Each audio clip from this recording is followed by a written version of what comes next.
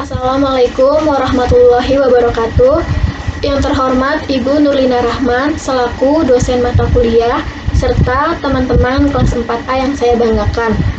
Marilah kita ucapkan puji syukur kehadirat Allah Subhanahu wa taala atas limpahan rahmat dan hidayahnya sehingga kita dapat berkumpul di sini. Salawat dan salam kita ucapkan kepada Nabi Muhammad SAW yang telah membimbing kita dari zaman kegelapan menuju zaman terang benderang. Dan terima kasih kepada Ibu dosen yang telah memperkenankan saya untuk berpidato. Tak lupa terima kasih kepada teman-teman yang telah hadir untuk mendengarkan pidato saya. Sebelum saya memulai pidato, saya akan memberitahukan tema pidato saya pada pagi ini. Adapun tema pidato saya yaitu bahaya plastik terhadap lingkungan dan kesehatan. Dengan mengangkat tema tersebut, saya berharap bisa memberikan manfaat sekaligus informasi yang sangat berharga bagi para hadirin akan bahaya plastik bagi lingkungan di sekitar dan kesehatan tubuh kita sendiri. Amin. Hadirin yang saya banggakan, kita semua mengetahui kalau masalah lingkungan yang paling banyak saat ini adalah sampah. Sampah adalah salah satu permasalahan yang dihadapi oleh semua negara, baik negara maju, berkembang, ataupun negara miskin. Bahkan ada yang mengatakan bahwa selama manusia ada, maka sampah di dunia ini tidak akan pernah ada habisnya. Di dunia internasional, ada sebuah program untuk menanggulangi sampah plastik yang disebut dengan 4R, yaitu replace, reduce, recycle, dan reuse. Replace artinya mengganti benda berbahan plastik dengan benda berbahan lain. Reduce artinya mengurangi penggunaan benda berbahan plastik untuk mengurangi limbahnya.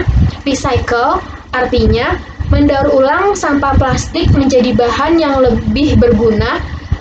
Dan reuse artinya menggunakan kembali benda-benda hasil daur ulang sampah plastik.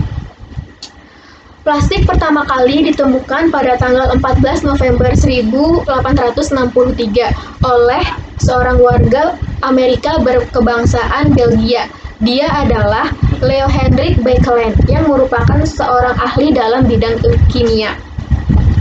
Saat ini, sampah plastik menjadi bahan pembicaraan yang hangat. Pasalnya, Indonesia dinobatkan sebagai penyumbang sampah plastik nomor 2 setelah Tiongkok.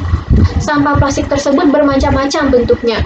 Beberapa di antaranya kantong plastik, botol minuman, perabotan rumah tangga, hingga mainan anak-anak. Selain berbahaya, ternyata plastik juga mempunyai sifat yang ringan dan harganya murah. Plastik juga mudah dibawa kemana-mana dan mudah ditemui di mana saja. Karena kelebihan plastik yang ringan, tahan lama, dan mudah ditemukan, hampir semua makanan bahkan minuman menggunakan dan dibungkus menggunakan plastik ini. Pentingnya untuk mengetahui berapa lama sih suatu sampah itu dapat terurai di alam. Yang pertama ada sampah plastik.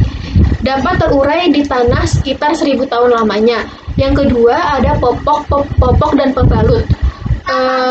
Membutuhkan waktu sekitar 250 hingga 500 tahun. Yang ketiga ada kaleng minuman sekitar 80 tahun hingga 200 tahun, dan terakhir ada sampah kertas 2 hingga 6 minggu. Apa yang menyebabkan sampah plastik berbahaya? Jadi, dari Pusat Penelitian Kimia, yaitu Dr. Agus Haryono, mengatakan bahwa setiap hari manusia ketergantungan terhadap plastik semakin tinggi. Namun, bahaya yang ditimbulkan kurang disadari oleh masyarakat. Berbahayanya plastik terkait dengan sifatnya yang non-biodegradable, yaitu tak akan pernah bisa diuraikan oleh organisme pengurai di alam.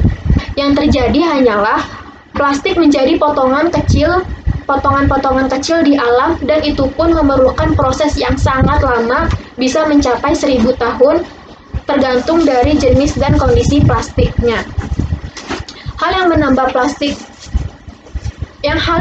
bahaya dari plastik adalah zat-zat kimia berbahaya yang dikandungnya, yang bisa mengganggu sistem kerja tubuh dan menyebabkan kanker. Selain itu, bisa juga mengganggu sistem saraf, depresi, pembekakan hati, dan banjir. Jadi bisa dibayangkan sendiri, akibat yang ditimbulkan jika zat kimia berbahaya ini masuk ke dalam tubuh kita. Selain itu, proses pembuatan plastik juga melibatkan penggunaan minyak bumi yang tidak sedikit.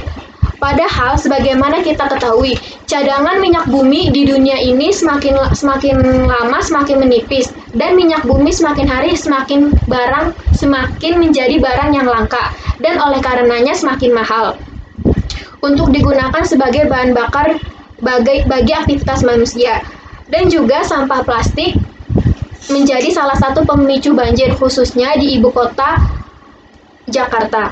Hadirin teman-teman yang saya cintai, mungkin di benak teman-teman semua ada yang berpikir, apa sih yang harus kita lakukan?